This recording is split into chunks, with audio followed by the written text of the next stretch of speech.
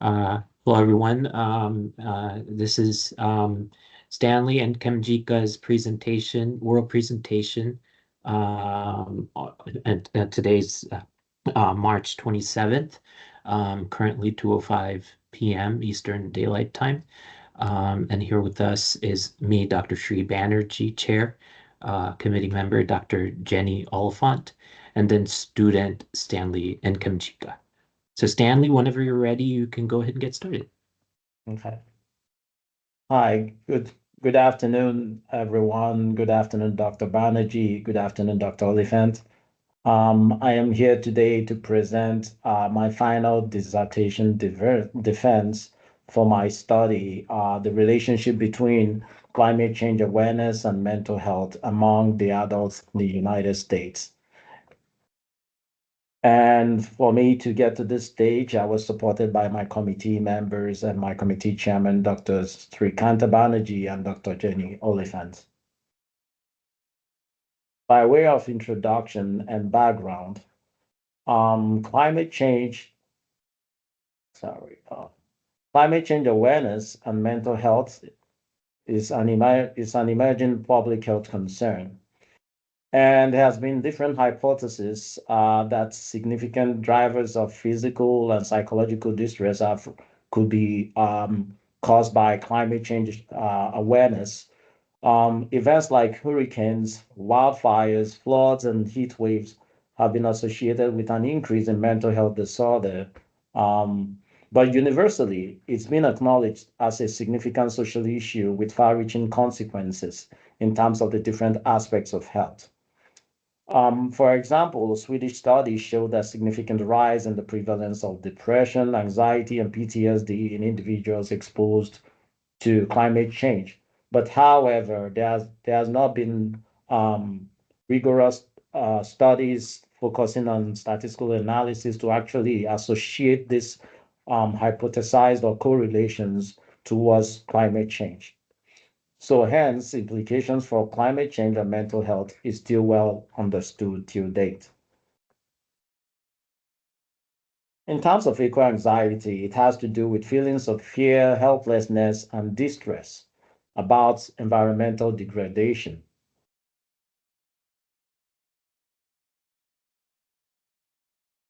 And which has been reported to be more evident among the younger population.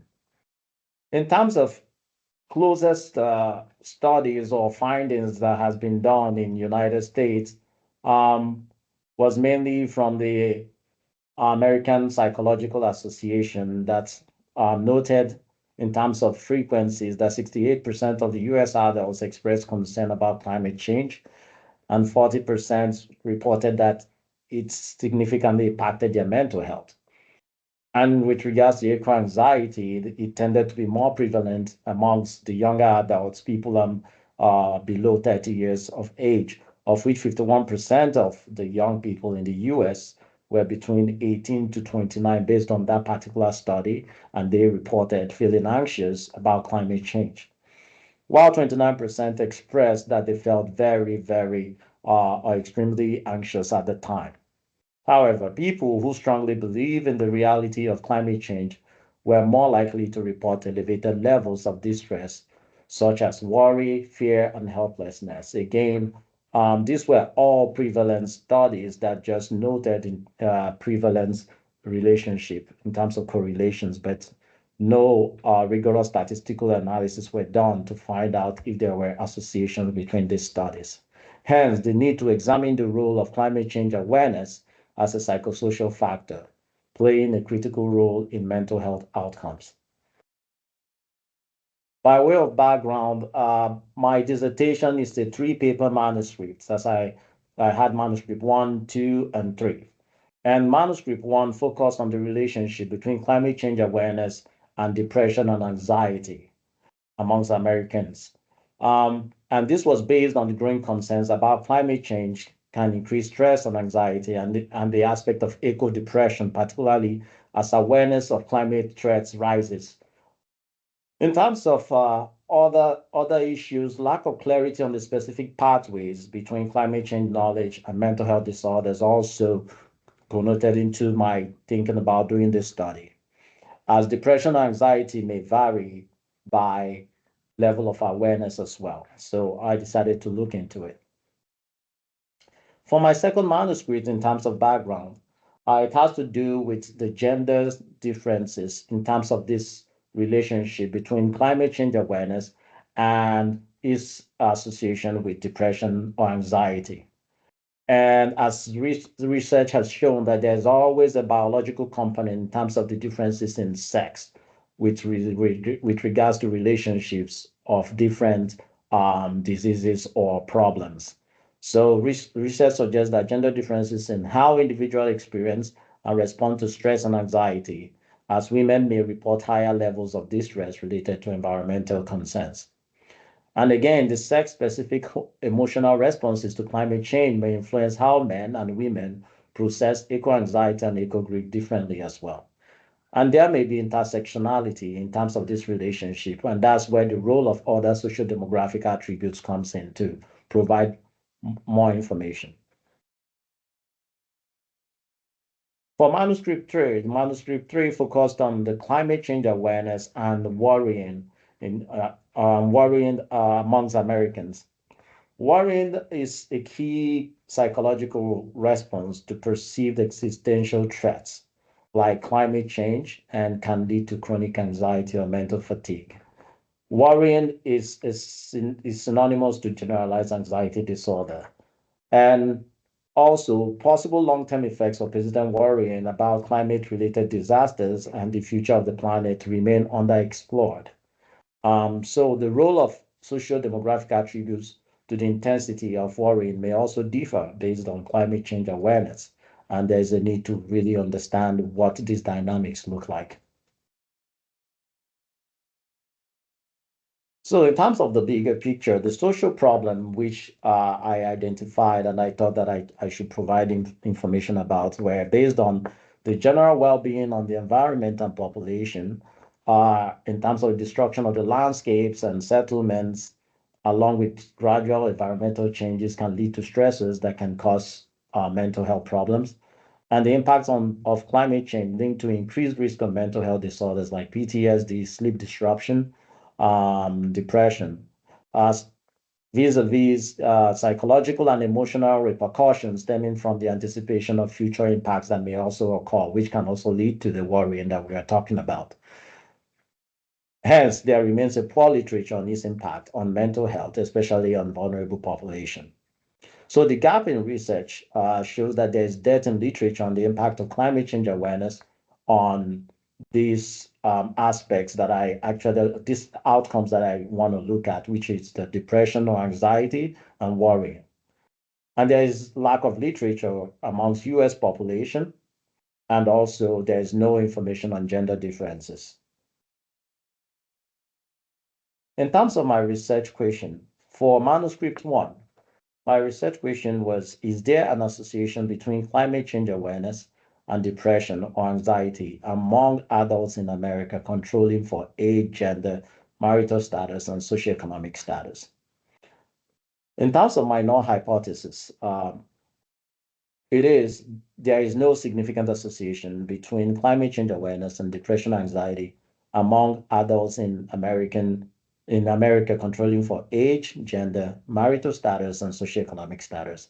And the alternate hypothesis is there is a significant association between climate change awareness and depression or anxiety among adults in America controlling for age, gender, and marital status among socioeconomic status. For manuscript two, which focused on gender differences, the research question is, to what extent is gender moderating the association between climate change awareness and depression or anxiety among adults in America controlling for age, marital status, and socioeconomic status? In terms of the hypothesis testing, my null hypothesis, there is no significant moderating effect of biological sex on the association between climate change awareness and depression and anxiety among adults in America controlling for age, marital status, and socioeconomic status. The alternate is there is a significant moderating effect of biological sex on the association between climate change awareness and depression or anxiety among adults in America controlling for age, marital status, and socioeconomic status. For the third manuscript, which focused on worrying, my research question: is there an association between climate change awareness and worrying among adults in the United States, controlling for age, gender, marital status, and socioeconomic status? And my hypothesis test: the null, there is no significant association between climate change awareness and worrying among adults in America, controlling for age, gender, marital status, and socioeconomic status. While the alternate hypothesis: there is a significant association between climate change awareness and worrying among adults in America, controlling for age, gender, marital status, and socioeconomic status. In terms of my methods to conduct the study, my research design for my study is quantitative study, and I used a cross-sectional design study using a secondary data set from the National Cancer Institute. And my theoretical conceptual framework is socio-ecological model, which provides valuable insights into perceptions and response to environmental stresses, including climate change awareness at individual, interpersonal, organizational, community, and policy level.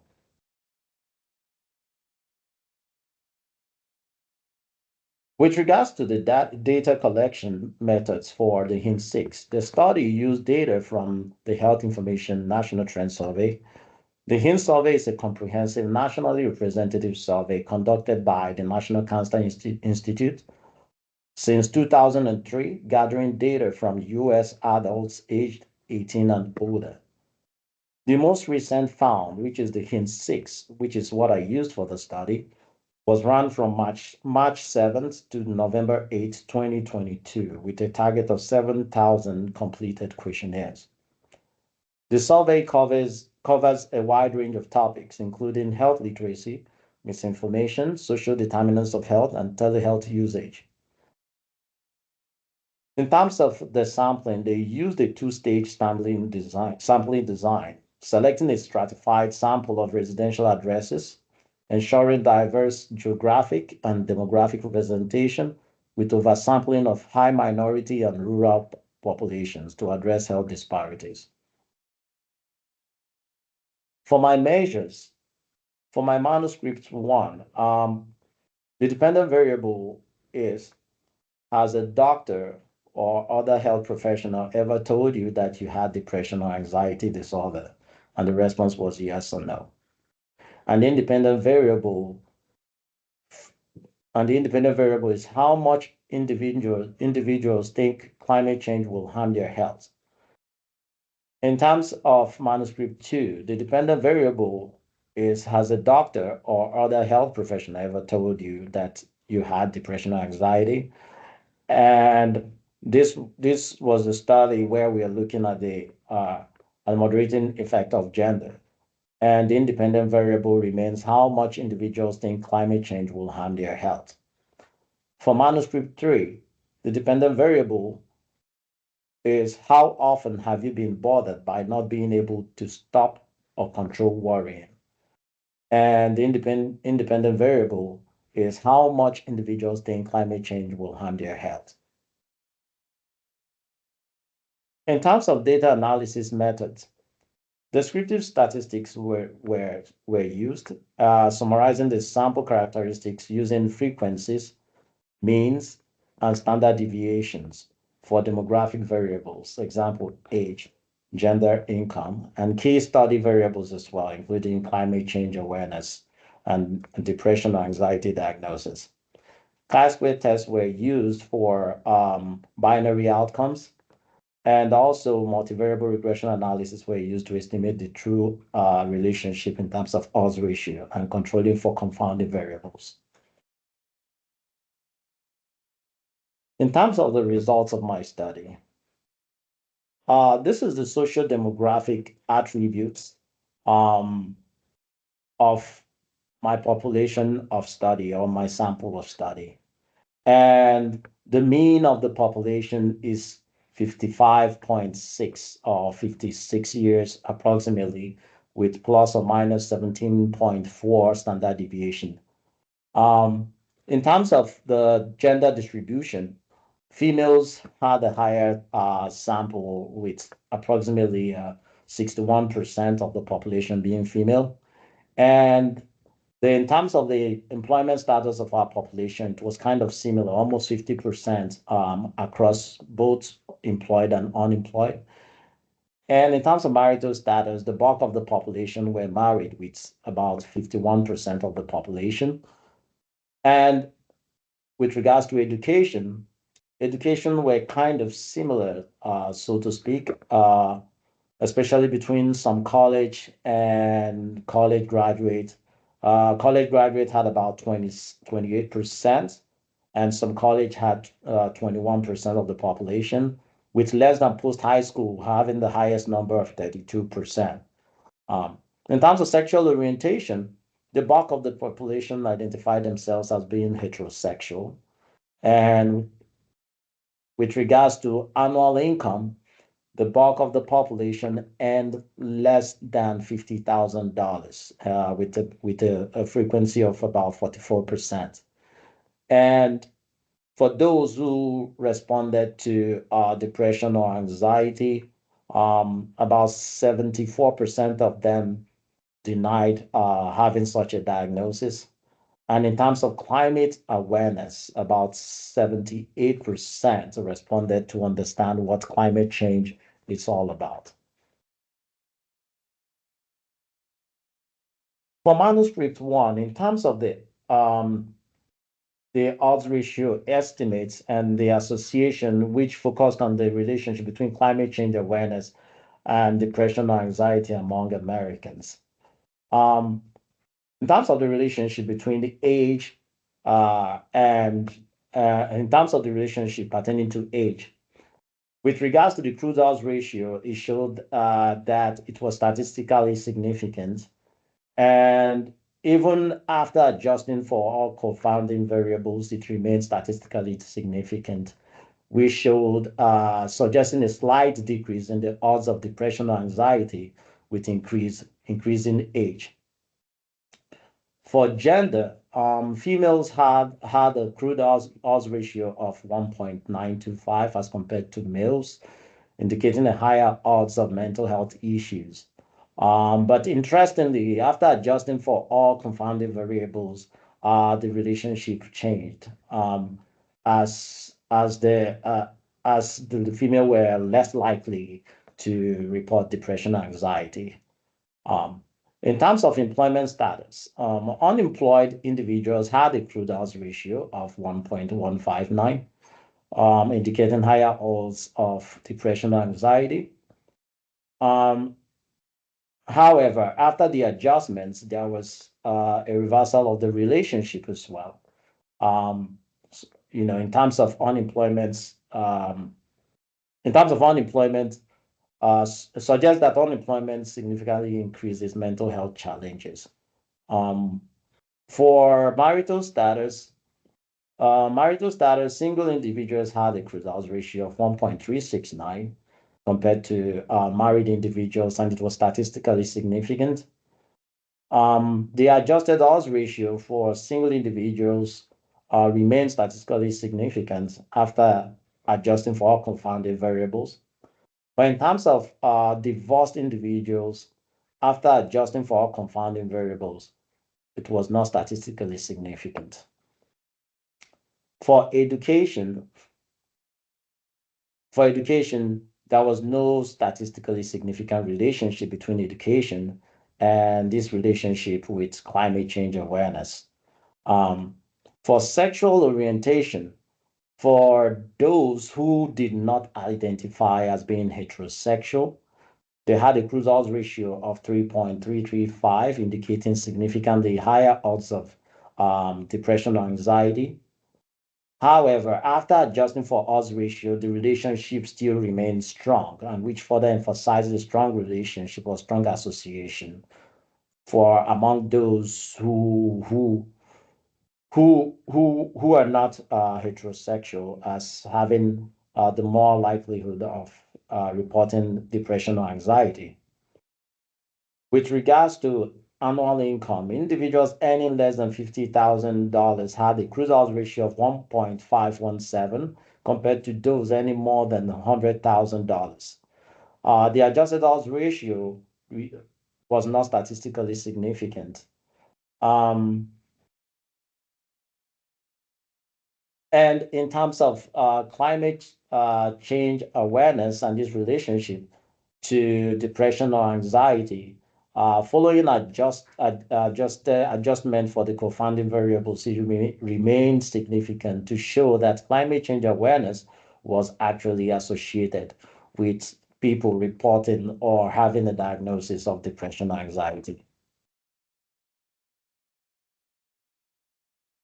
For manuscript two, which focused on the gender differences in terms of climate change awareness and its relationship to depression and anxiety.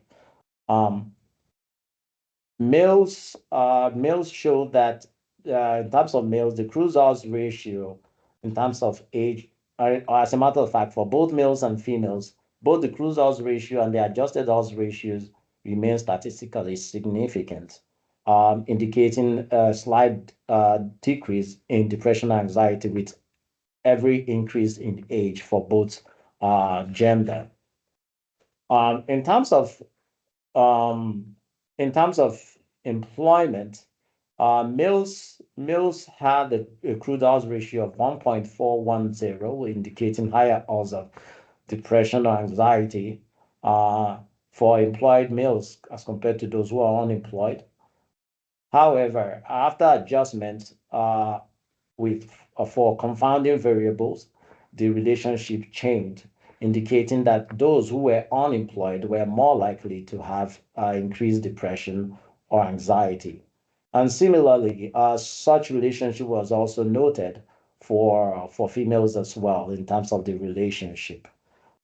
Um, in terms of marital status, single males had a crude oil ratio of 1.35 and higher odds of depression or anxiety compared to those who were married. And after adjustment for confounding variables, it remains statistically significant. And similarly for females, the relationship was similar that after adjustment for confounding variables remains statistically significant in terms of a single, both males and female, as compared to married, having a higher odds of depression or anxiety. In terms of those who were divorced, in terms of their cruise house ratio compared to the married, they had higher odds of reporting depression or anxiety. But however, after adjustment for confounding variables, the relationship reversed in terms of them having the having lower odds of reporting depression or anxiety. In terms of sexual orientation, non-heterosexual males reported a cruise-out ratio of 3.23, uh, which was statistically significant and with higher odds of reporting depression and anxiety. And it remains statistically significant after adjusting for all the confounding variables. And similarly to females, it also showed similar scenario whereby after adjustment for all confounding variables, um, they were noted to remain statistically significant, thereby indicating that homosexual or non-heterosexual males or females had higher odds of reporting depression and anxiety due to climate change awareness. In terms of income, the cruise house ratio showed statistically significant relationship. Um, it shows statistically significant relationship in terms of those who were earning less than $50,000 compared to those who were earning $100,000. But however, after adjustments for confounding variables, they were all not statistically significant. With regards to climate change awareness, for climate change awareness, Males with climate change awareness reported cruise odds ratio of 1.412, higher odds of reporting depression or anxiety, and females similar cruise odds ratio of 1.812. But however, after adjustments for confounding variables, the males relationship in terms of climate change awareness to reporting depression and anxiety after controlling for all confounding variables were not statistically significant. But for female, it was statistically significant. For manuscript 3, which focused on the relationship between climate change awareness and worrying, in terms of age, the cruise odds ratio showed 0.981, indicating a slight decrease in worrying with increasing age in years. And after adjustment for all confounding variables, it remains statistically significant. For gender, females had a significantly higher cruise odds ratio for reporting worrying compared to males.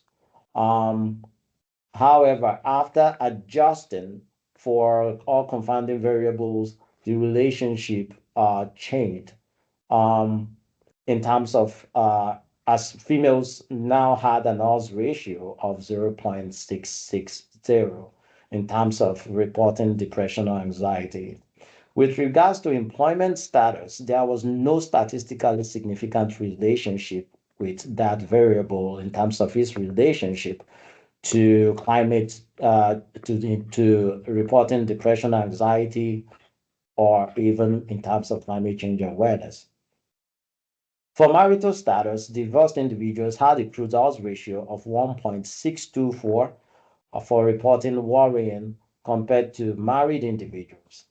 And for those who were single, the cruise odds ratio was 1.069, though it wasn't statistically significant. However, after adjustments for all confounding variables, there was no statistical relationship for marital status with reporting of worrying and also for climate change awareness. In terms of educational attainment, individuals with less than a high school education had a cruise odds ratio of 1.49 compared to the postgraduate educated individuals, indicating higher worrying. Those with some college education had a cruise odds ratio of 1.452, also showing higher odds of worrying, but remain both statistically significant. The adjusted odds ratio for less than high school education remains statistically significant, and the same for some college education as compared to postgraduate learning. College graduates had statistically significant relationships, suggesting minimal association with worry compared to postgraduates. In terms of sexual orientation, non-heterosexual individuals had a high crude odds ratio of 2.513 for reporting feeling worried. And the adjusted odds ratio remained statistically significant, highlighting a significant association with increased worrying in terms of non-heterosexual orientation as compared to those who are heterosexual. In terms of income, individuals earning less than $50,000 had a cruise odds ratio of 1.67 for reporting worrying compared to those earning over $100,000. The adjusted odds ratio for those earning less than $50,000 was 1.565, which was statistically significant and showed a clear link between lower income and increased worrying. For those who were earning between 50,000 and 100,000, it didn't show any statistical significant relationship. In terms of climate change awareness, individuals with climate change awareness had high cruise odds ratio of 1.876 for reporting feeling worried. The adjusted odds ratio for this relationship remains statistically significant, indicating that greater awareness of climate change strongly was associated with increased worrying levels after controlling for all confounding variables. In terms of the discussion, based on the results of my study, so the climate change awareness and in terms of the mental health outcomes, the three studies collectively explored how awareness of climate change intersects with mental health outcomes like depression, anxiety, and worry. The overall psychological impact of climate change awareness remained significant, with a complex relationship between environmental knowledge and mental health as well. The findings from my dissertation consistently showed that being more aware of climate change was associated with higher odds of mental health distress. And this kind of supports the literature during my literature review in terms of eco-anxiety that mentioned the awareness of environmental issues may contribute to heightened emotional distress and then can lead to mental health outcomes. This is much more especially seen when individuals feel helpless and overwhelmed by the scope of climate change and based on their knowledge and understanding of climate change and what it may cause. Another important finding based on these studies or based on my dissertation is the role of gender. As we know that gender plays a whole lot of has a major role in a lot of public health research, biological research, medical research. Gender plays an important role in the relationship between climate change awareness and mental health. This dissertation found that women were more likely than men to experience mental health challenges related to climate change awareness. And the findings from this dissertation aligns with existing research, indicating that women are generally more susceptible to mental health outcomes. Gender differences provide insights into how participants responded to climate change. And women potentially experiencing unique psychological stresses, such as emotional labor, which comes up from them trying to cater for a lot of more people, their children, their husband, and a lot of other stuff. And also social expectations around environmental responsibilities as to what people, their role is supposed to be. Hence, need for gender-specific interventions in mental health and public health interventions and climate change education, which can help to address the differentiated experiences based on the findings of the study. Another important thing that was noted is that increased worry as a mental health outcome. Individuals who reported higher awareness of climate change were more likely to express concern about their future, leading to greater mental health distress. And this finding is supported, it supports the literature or previous literature linking eco-anxiety to increased worry and rumination about environmental issues, which is normal I would say normal reaction to people in terms of them thinking about uh, what could happen, especially based on their knowledge, what climate change can pose in terms of environmental degradation and its implication in terms of the social and physical aspect of life. Worry may function as an emotional processing or coping mechanism, but when left unchecked, it can lead to anxiety and depression, which is the idea of the generalized anxiety disorder, which can lead to more problems and can lead people into having depression and anxiety as well. Based on the dissertation, it leads a lot of thinking towards its impact to positive social change. Unexpected insight from these studies is that climate change awareness may have protective effects, as some individuals may actually think about it from a positive aspect as to how can we curtail and help to fix some of this problem. They can get proactive with their thinking. So studies suggest that well-informed individuals may feel empowered to act, and individuals are more likely to engage with their communities, participate in environmental advocacy, and take personal action on climate issues as deemed fit. And this highlights the potential for this positive social change. In terms of understanding climate change, could not only raise awareness, but also motivate coping behaviors that reduce anxiety and depression, even though the study portrays that the knowledge actually can lead to such worry. But you can actually think about it from the positive aspect of it, because such worry can make us to be proactive in terms of trying to provide change and be able to uh, effect preventive measures and generate policies that can help. Community-based interventions that enhance climate literacy and encourage collective action may help alleviate psychological distress, hence transforming worry into proactive engagement and resilience. And this also aligns to the socio-ecological model that was used for the study, which suggests that interventions at multiple levels could reduce mental health vulnerabilities linked to climate change awareness. In terms of insights into literature gaps and the role of capitalism in politics, which I believe could be seen from the aspect of United States not having proper study based on this. Despite growing research on the psychological impacts of climate change, there is a significant gap understanding the direct mental health effects of climate change awareness in the US population.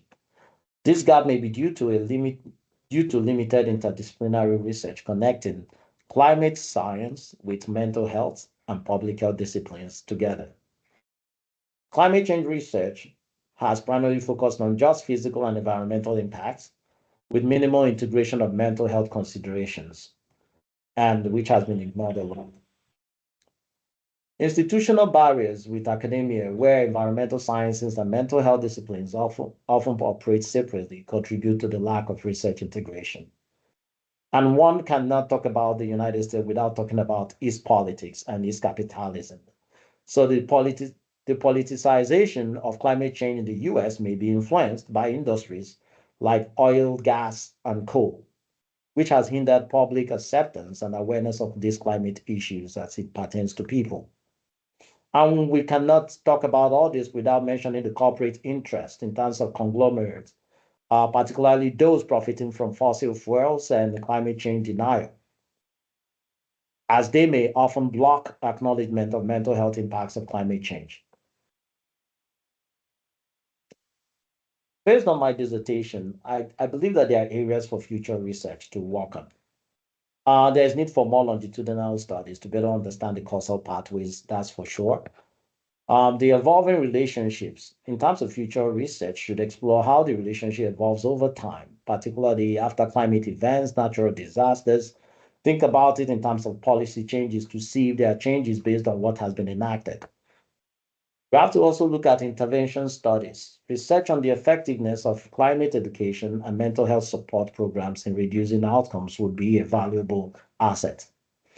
And in terms of the intersectionality of the different aspects towards a particular relationship like climate change, apart from the social demographic attributes which may have been used in this study, whatever variables that may have included may not be exhaustive enough to know what could, provide the real outcome. And there's need to do more studies in terms of coping mechanisms because of the resilience aspect that can help people in terms of the differential rate of people having anxiety or people having worrying or depression. And further investigation is needed into the role of that in buffering climate change related mental health distress.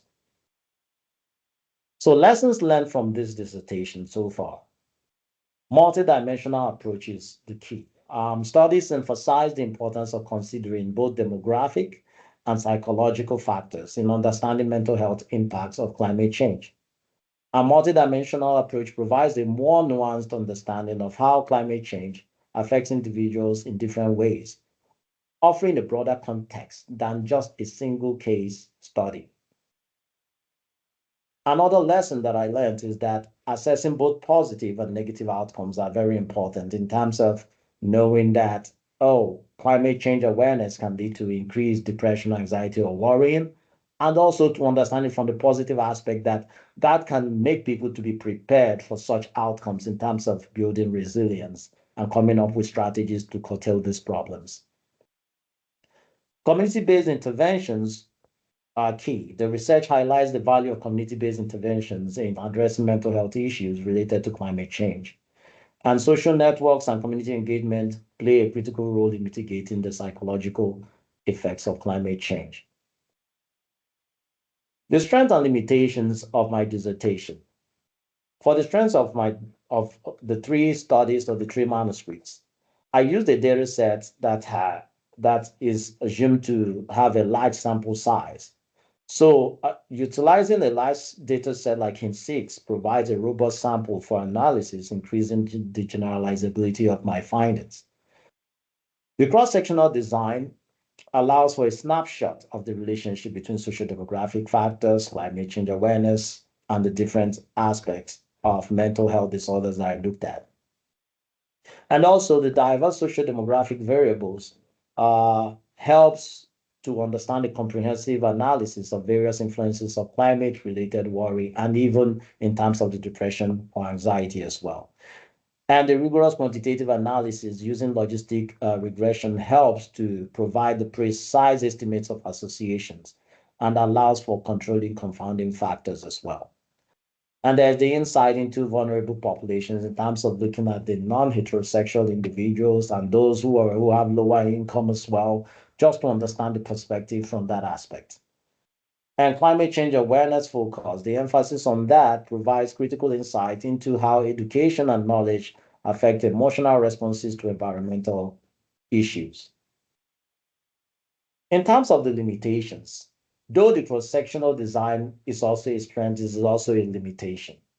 The cross-sectional nature of the study prevents any conclusion about causality. It just identifies association between variables.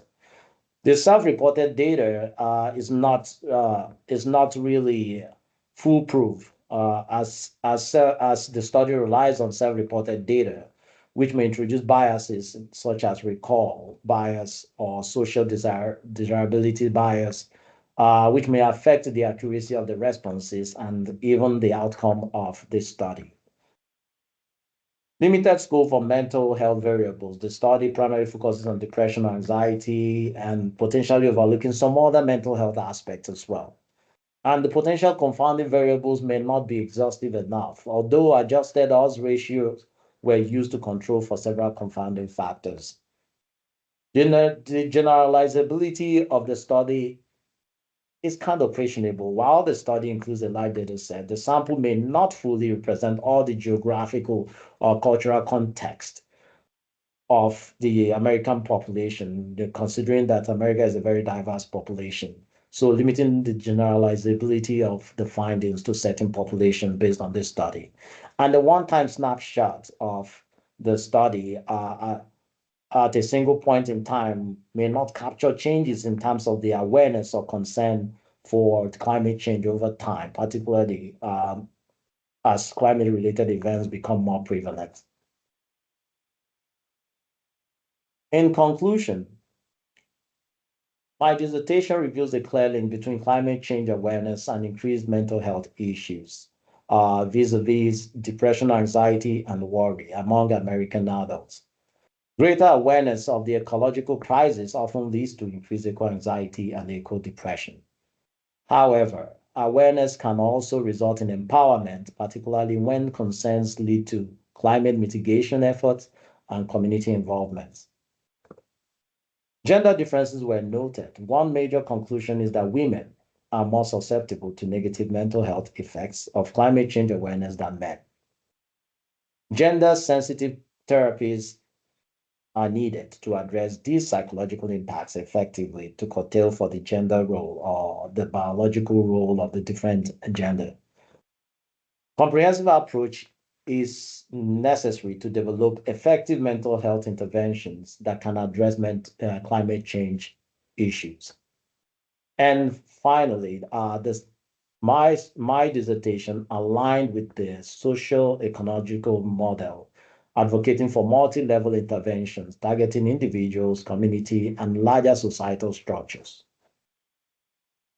In summary, my dissertation addresses a growing gap in research on the mental health impact of climate change awareness in the United States population. Findings from this dissertation can inform mental health interventions and climate communication strategies aimed at reducing the psychological burden of climate change awareness. Evidence-based insights into the mental health impacts of climate change, supporting the development of mental health strategies tailored to climate concerns. By way of acknowledgement, I cannot overemphasize the role of my committee. Dr. Banerjee and Dr. Oliphant have been invaluable instruments towards me getting my dissertation to look as good as it is. And it's due to their invaluable guidance, their expert insight, and continuous support, both during session and non-session time without even paying tuition. They were still available to help me to continue working on my dissertation. And I cannot overemphasize my admiration and gratitude to them. These are the references for my dissertation. Um, thank you so much. Stanley, thank you for such a detailed presentation. A lot of different concepts, and you were able to cover all of that in a short amount of time. So appreciate that. I'm going to go ahead and ask my questions, and let's see if Dr. Oliphant can log in. Okay. I'm not sure. I think she's from a phone, so. Okay. I'm not gonna go over. I have comments in here, and I'm gonna hit the highlights. So, I wanted to make sure you knew this is logistic regression, right? Yes. This is because I saw that in one of the slides. So Yes. good. Um, so are there additional? What I was wondering is, are there additional confounding variables that you might have measured? Yes, Like, in terms of the study, there might be additional confounding variables that I may have measured. Some of them could be that there are some I could have measured. There are some that, based on literature, was not even mentioned. But right. I think Yeah. I could have measured, and there are some that, based on my um, initial analysis, just a draft, just to see, even Mhm. though the literature did not mention it. I checked, but there was no relationship, and I could understand. I'm like, maybe this is the reason literature has never mentioned this. Right. One of those is to look at the rural-urban divide. I wish Right. I could That's have done that. That mhm. could have given The role of what? Can you say that again? The role of what? yeah, the rural and urban. Um, Oh, rural and urban. Sorry, I just missed what yes, you said. the rural and Dr. urban. Good Alphen, point. we're gonna get to your questions. I just went ahead and started mine. Is that all right? Yeah, no, I didn't. I just didn't hear what he said. Where Oh rural no, and that's urban. all right. Just wanted to make sure you were here. All Thank right. you. Mhm. I'm here. So that I would have loved to do that. The other one is race and ethnicity. And based on literature, literature never mentioned anything like that. It has never been mentioned. But during my analysis, I kind of looked at it, and that could have been um, one of my recommendations in terms of future studies for people to look into race and see how it looks different by race. Um, but when I did it, there's no statistical relationship with it based on just initial run through just to see, because I was curious why race has never been mentioned, considering that United States has different races, that exist. I was thinking about it. Maybe it's because most of those other countries don't have the context of race that much.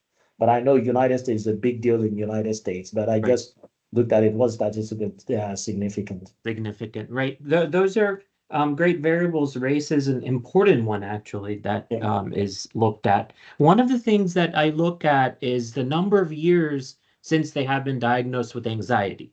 Yes. So, like a person that's been has anxiety for a year does not have the same level of anxiety as someone that has had that for years, right? So the kind of making those connections, and of course, if you don't have that available within the data set, good to think about if you were to collect primary data, then what are some additional questions? So you gave the answer. An additional answer might be that you might have to look at time that has elapsed between the beginning and the diagnosis. Something along those lines in mental health. So this was all based on self-reported data, right? The person, you go to the Yeah. person, the person tells you a lot, some. So they give you all these levels, right? Yes. So when diagnosing depression, when diagnosing anxiety in your clinical practice, would you use those data, or would you use something more concrete like PHQ-9, GAD? What, So what, yeah, can when you? we when I Mhm. diagnose when I deal with patients to diagnose them of depression or anxiety, the number one to look at is, apart from those instruments, you're talking to a human being. They are expressing their symptoms. That's the number one thing you have to look at. Um, People can actually interpret their symptoms in different ways. That there are conventional symptoms that are already streamlined. Some people have, for lack of better ways to express what they are feeling, they may explain in different ways, but you can understand what it is. Um, then to support some of those cases, you can use some of those instruments like the PHQ-9, the Beck's instrument, the HAMS-D, um, to use to get those information from them. And it's mainly to assess the level of anxiety or the level of depression. If it's mild, moderate, and severe, that's where it comes in. Right. But the number one on the list is based on what the patient is telling you, because once the patient steps in, the patient has a problem and they're expressing their symptoms right away. Right, right. Great answer. I just wanted to tell you for National Health and Nutrition Examination Survey, they have the GAD Generalist Anxiety. I'm not sure the scale, GAD the 7, GAD scale. What is that? You the probably know. GAD 7. The GAD-7, right. So people use that in NHANES. You have one of the rare data sets that gives you information for PHQ-9. Yes. So and you know what that is, and you probably administer that more so than one question, because that might not necessarily be clinically relevant. But as you said, that's probably good gauge. All right. So how did you select confound? Yeah, we went over confounders. And then what do you, I'm not sure what I was writing there. All right. I think and let me see what Dr. Alfon covers, and I can probably provide some insight on that. Um yeah, all right. So let me defer to Dr. Alfon, and then see if I can make what these writings are. So Dr. Alfon, if you can, are you able to hear me? Yep, I can hear you just fine. Y'all hear me? All right. So if you Yes, have questions, yeah. we can hear you. Yeah, sorry, I had to switch devices. So first of all, Stanley, I just want to thank you so much for this presentation. As you know, we struggled at the beginning together to try to come up with a definition for what the variable of mental health would be in terms of anxiety, depression, and these kinds of things. And I think you did a really good job of that. Most of my questions are actually not a critique, but just sort of a like, you won me over with this topic. I'm super interested in it now. I think Thank you, we need Dr. a Oliphant. lot more. I think we need a lot more discussion of this. Right. So my questions are like, how are you going to get this out in the public? And I mean in the public health public, that type of thing. I've talked to, you made me excited. I talked a little bit about this with some of my mental health, public health colleagues. They're like, what is that? And I was like, whoa, we really need to talk about that. So tell me, how are you going to talk about this?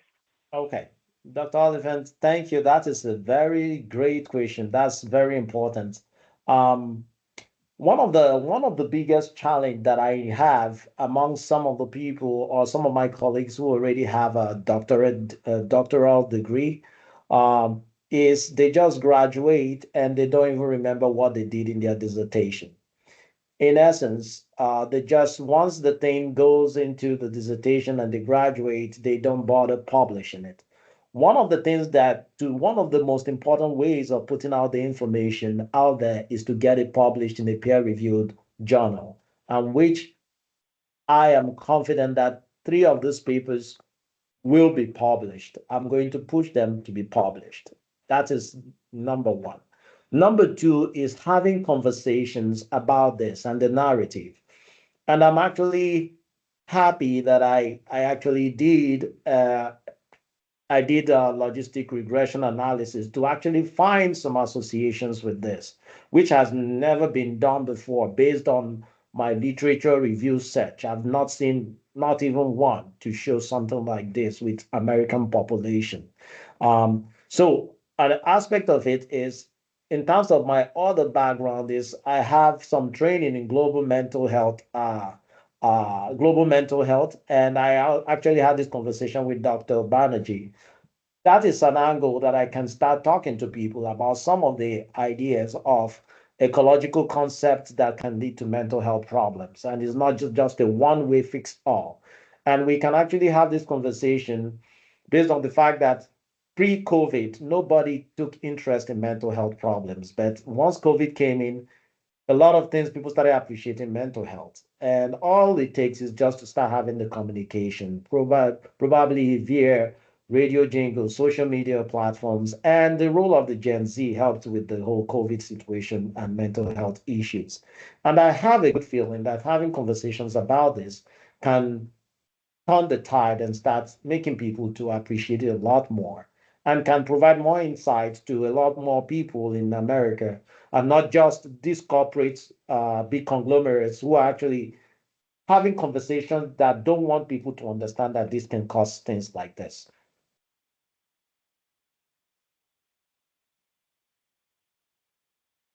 Well, that excites me. I wanted to just put out there too that I think, these measures weren't looking at adolescents per se because of the age range of your population in the surveys. Yes, But I think that you might find a lot of colleagues who want to talk to you about this in adolescent health.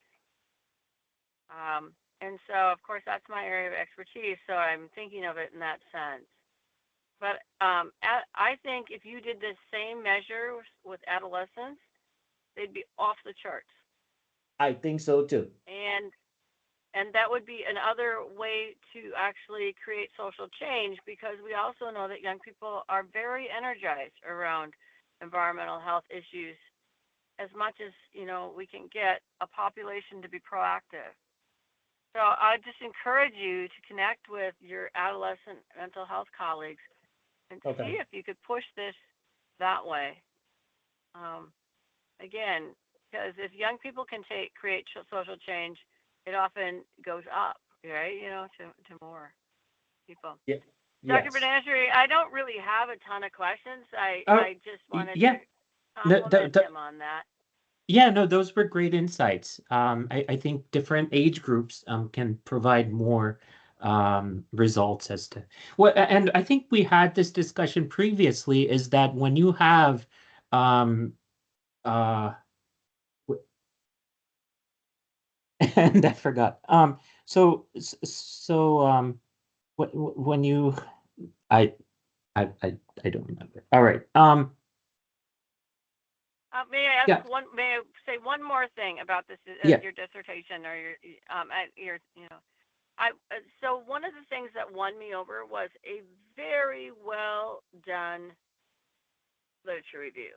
I have to say, we all read lots of literature reviews, Yes. and a lot of them I'm like, not overly persuasive or not really pointing to the issue.